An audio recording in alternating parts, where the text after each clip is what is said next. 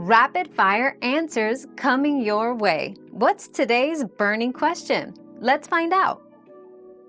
The Valsalva maneuver stops hiccups by stimulating the vagus nerve through holding your breath and gently straining. It's generally safe for healthy people and works quickly.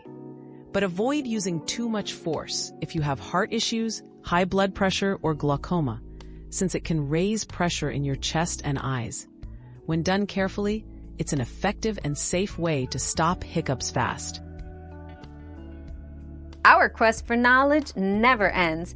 Thanks for being part of today's discovery.